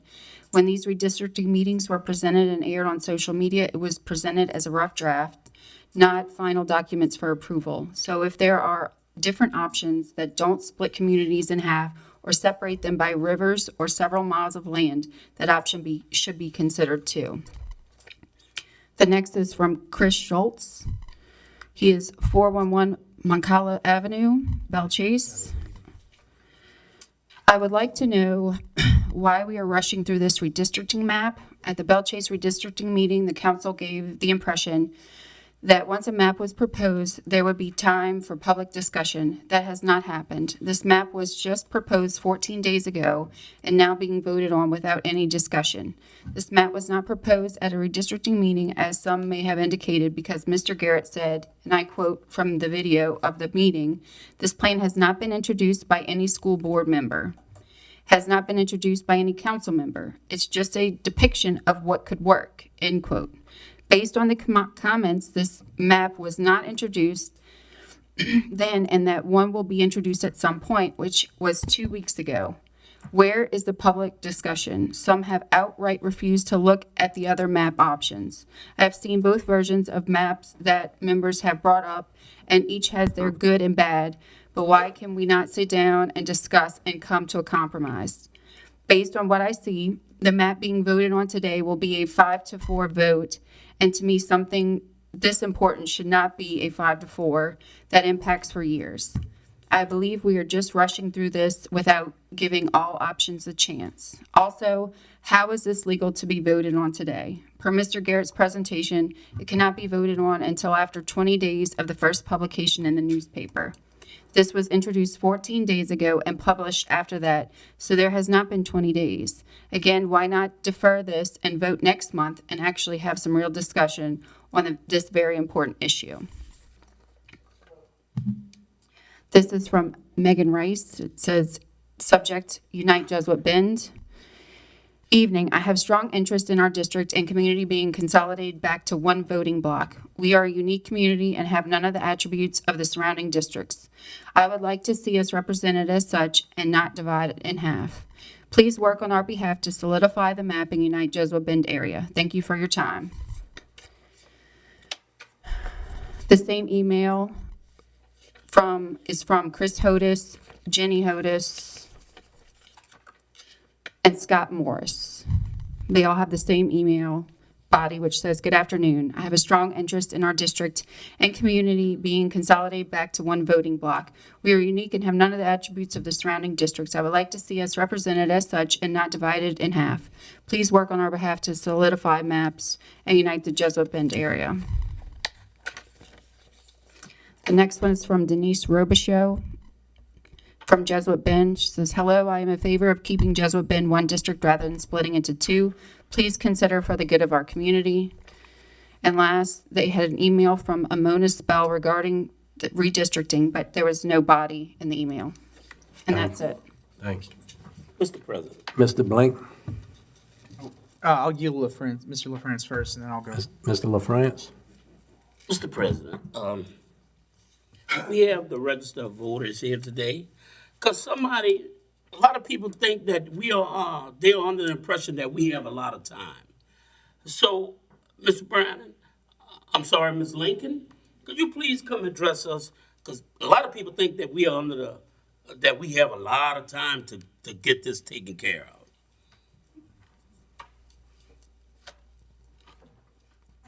Hi, Sharon Brannon, Register of Voters and resident, 11781 Highway 23. I didn't change my name this time. I came in with this one, I'm going out with it. I didn't say Ms. Rowe. All right, so, yeah, technically, we do have until June, but once the map is adopted, we have a lot of work to do. We have to go in, street by street, voter by voter, and make sure that we change everything in the system so that if you used to be in District 3 and now you're in District 2 or whatever, we change that and get it correct. We also have to send out new voting cards so that people know where to go, so they know what district they're in. But even before any of that can happen, once your plan has been adopted by the council, it's submitted to the president, who then sends it to Baton Rouge to get approved. If we wait on that approval, we're going to be in the queue behind as many as 166 other districts and municipalities.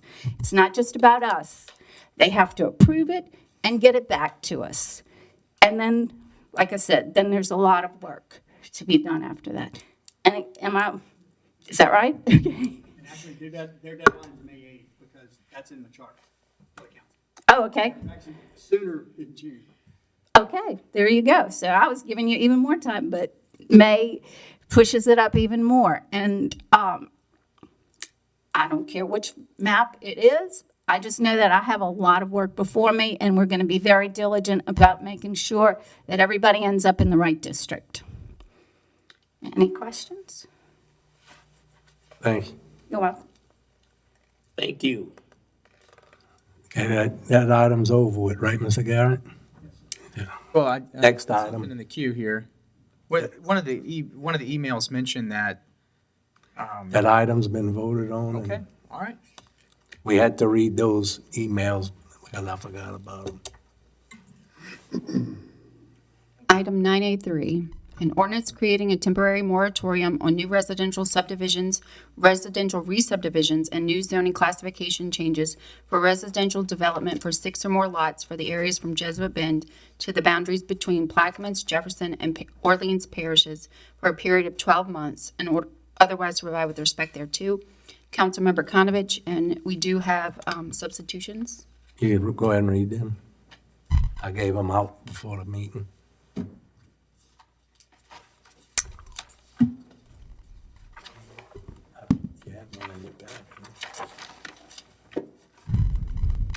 In the preamble, after ordinance, strike out creating and put in establishing. This is a temporary moratorium on new, strike out residential. And then after subdivisions, put and strike out residential. And then it says re-subdivisions, and then strike out and new zoning classification changes. And then it says for residential development, they said strike out for and add creating. And it says 6 months, 6 or more lots for the areas, which strike out the S from areas, from, and then strike out Jesuit Bend and add the law receipt levy, siphon north, and then to the, and then add parish. And then after boundaries, strike out between Plaquemines, and after that, add with. Then the first whereas, areas, strike out S, strike out Jesuit Bend, and add the law receipt levy siphon north. Then add parish after to the, and after boundaries, strike out between Plaquemines and add with. And after Orleans Parish, strike out have and put has. And then the third whereas, where it says temporary moratorium on new, strike out residential. And then after the subdivision, strike out residential again and add and after that. And after re-subdivision, strike out and new zoning classification changes and add for residential development, creating, and then strike out for. And after 6 or more lots, strike out impose and put established. And section 1, and hereby strike out imposes and put establishes. After the moratorium on new residential, strike out residential. Add and then after re-subdivisions, strike out and new zoning classification changes and add for residential development creating. And then after 6 or more lots, strike out Jesuit Bend and add the law receipt levy siphon north to the, and then add parish boundaries and strike out between Plaquemines and then add with. And there's a blank and add February 28, 2022. Section 2. It says any application having obtained conceptual and/or conditional approval, add by the council. And after development of a residential division, add and then after re-subdivision, strike out or new zoning classification changes. And then it says for residential development, add, strike out for and put creating, and then the fill in the blank is February 28th, 2022. With those changes, I'll offer, is there a second? Second. Second by Mr. LaFrance. Any questions from the council? Mr. Blank?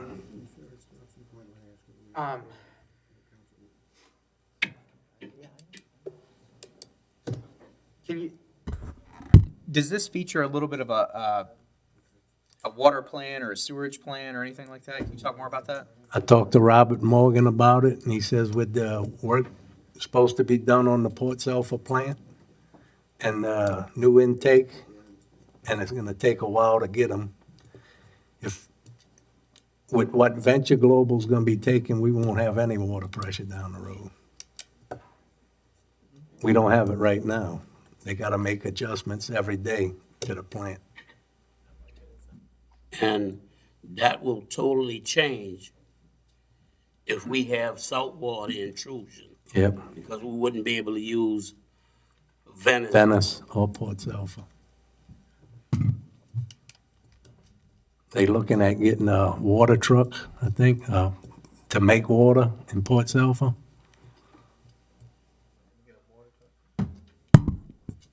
We have looked at possibly getting a water maker that we could put on site in Port Sulphur, but we would still need the filters at Port Sulphur to be operational in order for that truck to work there.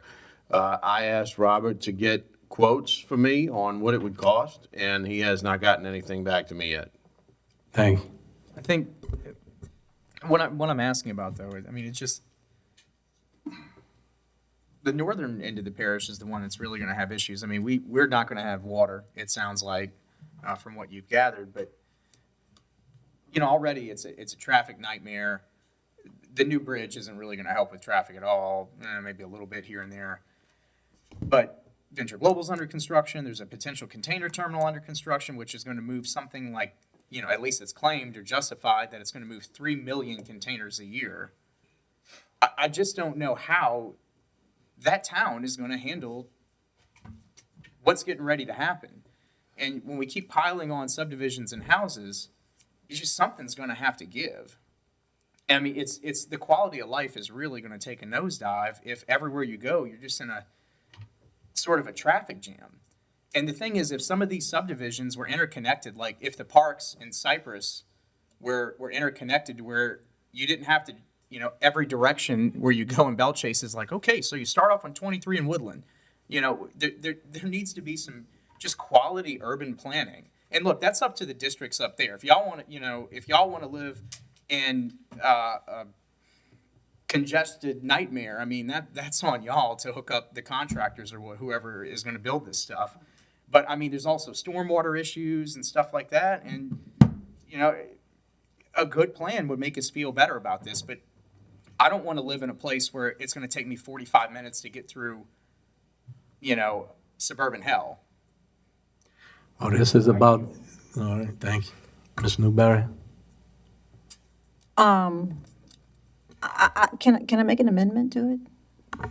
Can we change the 12 months to 6 months? That way we're still here, the administration's still here, we can reiterate everything, see where we are, or, I'd like to keep it 12 months because Robert Morgan says we in dying straits right now. are we gonna be doing some type of, assessment on this, Todd, in this 12 months? Or it's just a I don't matter know of anything waiting for about the it. water Nobody's plant? spoken to me. Okay. Oh, it's just a matter of just waiting on the water plant to be Mr. built? Koknovich has not spoken to me about this. Robert Morgan has not spoken to me about this. I don't know, I'm in the dark here. I call Robert Morgan daily because I get complaints from constituents with the water pressure. Every morning when I turn my water on, I got to turn it on full blast to brush my teeth. Well, thanks for letting me know. Moratorium on building, Wait, I'm yes. still in the queue. I just have a recommendation. Can Yes. we, my recommendation is defer this so Mr. Morgan can speak to the board. Yes, That's what I'm ma'am. asking. Yeah, we could, So that way we can hear what he has to say since Mr. Todd doesn't have any idea what's going on. Thank you. Dr. Gui? Yeah, I would like something from the administration or our consultants to justify sending the message that we're shutting it down, no more subdivisions. And the reason is, and have legitimate reasons to say, look, water, sewage, drainage, these are the problems, these are the solutions. The moratorium will rectify it. And I haven't seen anything like that. I mean, I've been in and out of moratoriums, my times in office. They never did anything. We Nothing don't, at all, it- you know? to my knowledge, we don't have an issue with making water. We have an issue with distributing water. Distributing water to the southern end of the parish. You know, by the time it comes from the Belchase water plant and makes its way all the way to Point Celeste, it's difficult to keep the pressure up, and that's where the water issue is. That's something that the booster station that y'all had a presentation on in the port meeting would help solve. Or the Port Sulphur water plant in operation would help solve that. But as far as a moratorium on subdivisions in Belchase, it's not a water plant issue. It's not a supply issue. I yield. Mr. LaFrance? Yes. We are part of building a plant on on citrus land. We have Venture Global. Venture Global is anticipating on having 4,000 employees by close to the end of the year. That's 4,000 people using water, using sewage, using everything. So I'm just throwing that out there. Mr. Roussel? Yeah, if you, Ms. Todd, we had spoken about water pressure and all at the Woodland Plantation just recently. And so, it is an issue of water pressure versus what water manufacturing we are doing. However, we heard from the consultant that the manufacturing is on probably a year and a half away from water intake being able to be online to move water to the plant to send down the road. We're making about 6 million gallons, he said. The increase would be 3 million to 9 million. What I'm concerned about is that I see Mr. Hero in the audience. He has an application for a subdivision that I think he's been waiting on the administration for several months to resolve the issue of whether or not he's going to be able to get his subdivision approved. And if he gets caught up in this moratorium, what does that do to him? Yeah, I understand that. And we had a meeting with Mr. Hero yesterday or the day before and sat down and we sent fire out to do flow tests on fire hydrants to make sure that we had enough water in that woodland corridor to suffice for what his needs were. And so do you have enough to approve his subdivision? Yes, sir. So what, you going to approve it soon so he doesn't get caught up in this, if this passes? We were told that if this passes before he has approval, that he still will not be able to get approval for his subdivision. He will not be able to get approved? That's what I was told, yes, sir. Well, Mr. Mitra told me he's in it, so he gets it. His application is in, and someone from legal will have to weigh in on this for me, and I will have to check on it. But what was discussed in the meeting the other day is if he didn't have approval before the moratorium went into effect, that he would not be able to move forward with his subdivision. Do you know if there are any other pending applications before your department waiting on subdivisions? None to my knowledge. So can you defer this for one meeting and approve his subdivision? Yeah. Yes, sir. Well, and then Infomark will come at the next meeting? I mean, it'll have to come before the council for approval. What's that, his The subdivision? subdivision. So the legal department's position is that until it's council approved? I will have to verify that. I can verify that tomorrow and 'Cause my recollection is when you've got an application pending, it's hard to take, and I'm not an attorney, but Mr. Garrett, if you got an application pending, you have some rights vested in that application, is that correct? When you're doing a moratorium, generally you need to set what is the bright line, and normally an application pending doesn't get it. It's normally if it's approved. Now, if there are multiple steps in the approval process, you can choose which one of those steps creates the grandfather line, so to speak. Right. So you would need to make that, I think, it sounds like you probably need to make that clear in the ordinance as to, does it apply to everyone? I mean, if everyone who's applied before the president signs it or before it takes effect, or is it, let's see, or is it just everyone who's not gotten to a certain point? Did one of these in another parish, we picked that if they hadn't had their construction plan submitted, then they were covered by the moratorium. Just a bright line, so that everybody knew where the line was. Okay. Thank you. You Well, done? we get mixed signals from the permit department evidently. He's getting one message and now we get another message, so we need to get on the same page. Good luck. All right, what there says is any applications having obtained conceptual and/or conditional approval for the development of a residential subdivision shall be exempt from the moratorium. So does he have conceptual approval? No, I know you didn't write it. My question to you is that, does he have conceptual approval to, Mr. Russo, I don't can't know. answer that question. I'll have to ask my permit department. We give you an answer tomorrow if this is deferred. But I mean, if you guys want to move on it. no, we just want the answer.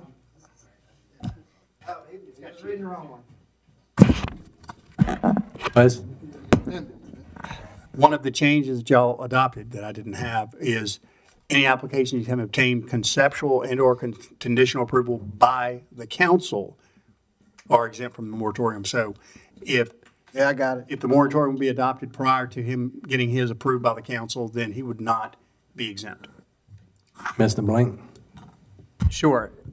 Could somebody from this administration or Robert Morgan read through Venture Global's FERC application? Housed within it is their estimated water usage. It's a public document created by the government, but nobody could tell us a number here. 700-something pages long. I can't find it right here sitting here, but at this point, somebody needs to be able to say it out loud. They know it. If they're building a $6 million booster station to the thing, they know how much water it's going to use. You know, so we needed that information to move forward when we have other decisions like this. We've got businesses that are on hold, and there's some visual game going on. $6 million to build a booster station, and clear as day on the TV, the pipeline ends at their facility. So we need to know.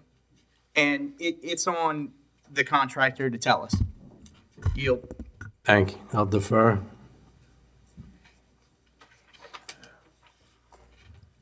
Item 9B, a resolution authorizing the parish president or his designee to do all things necessary and proper to negotiate, execute, perfect, and enforce a cooperative endeavor agreement with the Plaquemines Social Aid and Pleasure Club and otherwise to provide with respect thereto. Councilmember Arborough, and this is offered with changes. Yes, offer with changes. Mr. Alborough offers with changes. I'll second. On line 35, the date is changing from April 22nd to 23rd to April 18th to 24th, and then add an "and" at the end of the sentence. On line 37, strike out "at the festival grounds" and put "including 35 trash cans for the festival grounds and the facility." On line number 40, add an "and" to the end. And then they're adding number 4, use of 5 20-by-20 tents and a PA communication system for entertainment tent.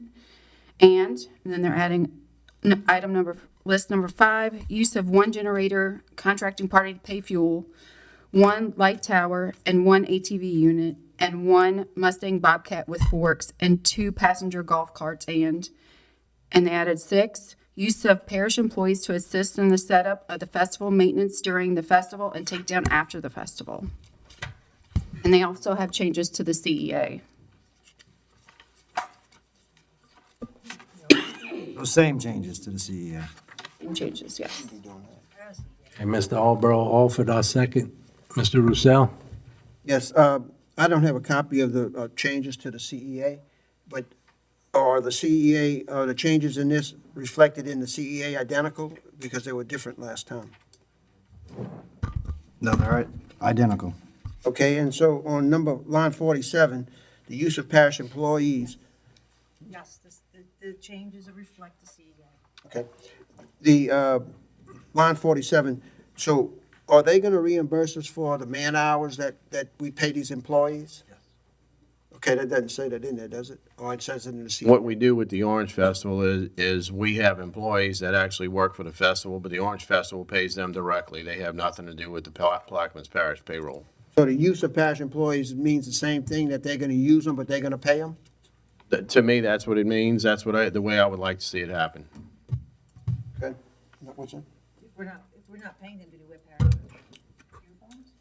uniforms? I don't know for the Orange Festival, but we provide uniforms for them for the crawfish cook-off. So they wear y'all uniforms that y'all pay them, okay. All right. Mr. Bartholomew? Yeah, I have 2 questions. Do we have a workman comp agreement with them for the CEA? Do they have that? I didn't see it in there. They have to provide us proof of insurance, but it's Yeah. not workman's comp proof of insurance. Well, they ought to have everything else we do, says we have to have workman comp in case somebody get hurt, they can be paid. Yeah, I'm just throwing this out. The other question I have, you comment on it? The other question I have is, do we have any member of this board that sits on that committee, that's part of that association? because that may be an ethical problem. Mr. Arborough, do you have any council member that's a member of that? I am a member of the Well, I don't think you are. organization, but I don't sit on the board that runs, the committee that runs the. Member run the program. I cannot support something that's unethical.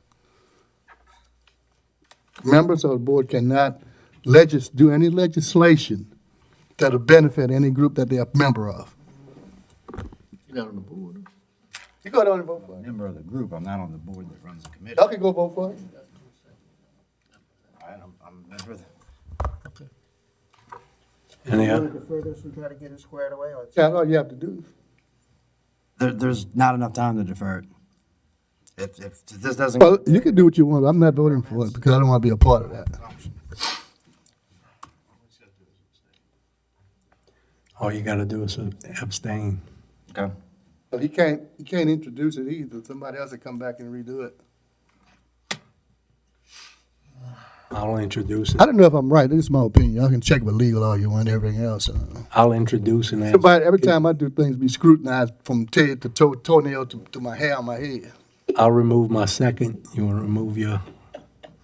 Yeah, remove my introduction. I'll introduce, ask for a second. Second. Second by Dr. Gouy. Any questions? Administration? Audience? There's one for the. Yeah. Any other questions? Machines are open.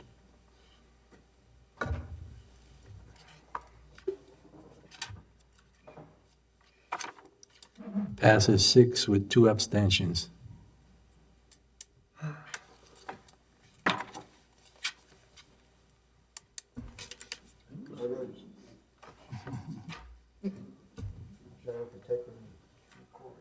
Item 9C, a resolution authorizing and directing the parish. That one's withdrawn, but if you don't mind, Mr. President, can we go ahead and move to 9M since it's very similar? 9M. Are you getting ready to leave? No, it's just, that while we're on this subject and same thing, I'm a member of Orange Festival, Seafood Festival, it's, so Let me say everything the same. Point of information, the ferry stops at 7:00. Okay. And this one is the week after, so we really do need to get the liquor applications to the state in order to get this approved in time. Go to M.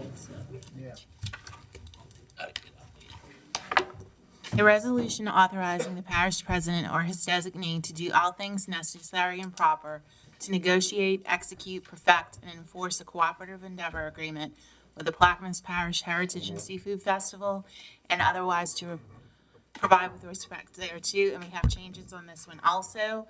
On line 36, the dates are now going to be April 25th through May 3rd. On line 2, they're removing at the festival grounds and putting in, including 35 trash cans for the festival grounds and facility. On line 41, an and is put after the sentence. On line 4, use of 5 20-by-20 tents and a PA communication system for entertainment tent. And number 5, use of 1 generator, contracting party to pay fuel, 1 light tower, and 1 ATV unit, and 1 Mustang Bobcat with forks, and 2 passenger golf carts. And number 6, use of parish employees to assist in the setup and the festival maintenance during the festival and take down after the festival. Kim, the changes need to be made to the dates on the CEA as well. Right. I was getting ready to say that, and the same changes were made on the CEA. I'll offer and ask for a second. Second by Mr. Roussel. Dr. Gouy. Mr. Bartholomew. Yeah. While we're doing these things, I would like the administration to see if we can get a price tag on all these organizations that we donate stuff to and what it costs us prior to voting on it, so we can have an idea exactly how much money the taxpayers are being put out to support the nonprofit groups that's in our parish. I think we need to know that. That's a lot of activities and a lot of money, I think. That's all I have on it. Mr. Roussel. Can the administration provide a fiscal note on these items? Yes, sir. Thank you. I can tell you for a fact that the seafood, the One Sack Challenge, spent $40,000 to $50,000 putting drainage and water lines and electrical lines in its festival grounds that benefits all of us, benefits Plaquemines. No, I don't think he's asking for, the benefit. I'm not asking Wants to know for the what donation. cost to the The government. cost of the material, supplies, and We personnel. will look into it. Thank you. Any questions? Well, I'm gonna be right with you. Administration, audience, machines are open. Welcome to the East Bank. You don't control it. Passes 7, 1 abstention. Defer Mr. D. LeBlanc, I will do my best to maybe make another run since y'all are not in charge of it anymore. Defer D and E. You can do anything you want, Mr. Russo. You're in charge. Yes. Chairman, I'd like to put an ad and, down before we leave. Can I do the F first and? Yeah, go ahead. Item 9F, a resolution appointing blank as a representative to the Plaquemines Parish Government Civil Service Commission and otherwise to provide with respect thereto. Councilmember Konovich, and this is offered with changes. Can you read the changes? Monica Words inserted in there. Monica Wirtz, Yeah. I'll second. Yes, and then also on line 17, the date of 2025 is scratched out and it's changed to 2027, and that's it. I'll offer ask for a second. Second by Mr. Roussel. Any questions? Administration, audience, machines are open.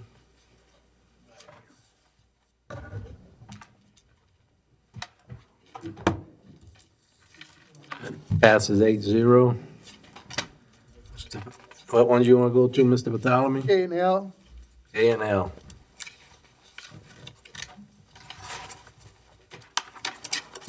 Item K, an ordinance to amend the 2022 general fund operating expenditure budget, maintenance, Davant Percy Griffin Center Department, and otherwise to provide with respect thereto. Councilmember Bartholomew, and this is offered with changes. In section 1 on line 11, strike out 120,000 and add 135,000 from the fund balance designated for emergencies. And on line 19, strike out 120,000 and add 135,000. And that is it. Offer with those changes. Mr. Bartholomew offers, Mr. Roussel second. Any questions? Machines are open. Councilmember Blank? It passes 8-0.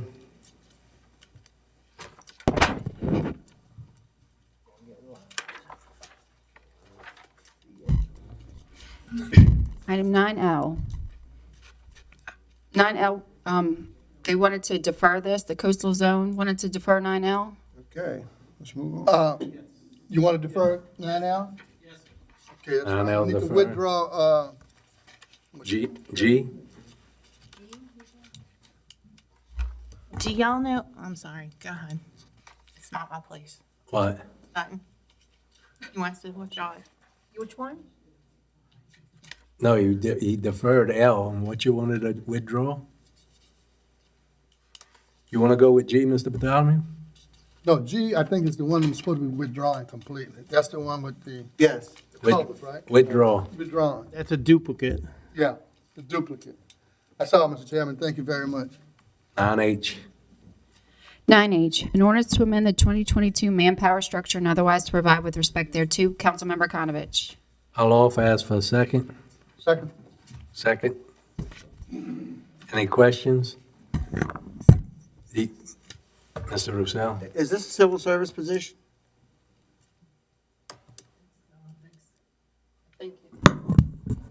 I think it is. I think Scott is removing a superintendent, a supervisor into a superintendent position. I'm thinking it is. Yes, it is a civil service position. We have nobody in those positions. Huh? I'm not sure the way. Is it a supervisor? Defer it. I'm going to defer it till Yeah. Scott's here. Yeah. I'll defer. That's what he wants to do. Item 9I, an ordinance to amend the 2022 Library Services Fund operating expenditure budget, Libraries General Department, and otherwise to provide with respect thereto. Councilmember Konovich. I'll offer ask for second. Second by Mr. Roussel. This is to do the sewage line underneath the library. We're moving funds from the library fund to their operation. To fix the sewage line, right? Sewer line is part of this All right. at the Bell Chase Library. Yes, ma'am. Any questions from the council? Machines are open.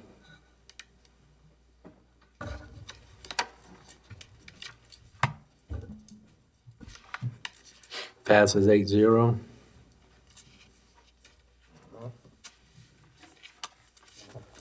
Item 9J, an ordinance to amend the 2022 General Fund operating expenditure budget, Legal Judgments Department for final judgment settlements of outstanding legal settlement cases, and otherwise to provide with respect thereto. Councilmember Konovich. I'll offer ask for a second. There's a fill in the blank. Didn't he say BP funds? Did anybody tell you what funds they coming out of? It would be the BP funds, which is like 1.3 million right now. That's gonna take away from your equipment. BP should have more than that in it. The funds have 1.9 million. Plug it up.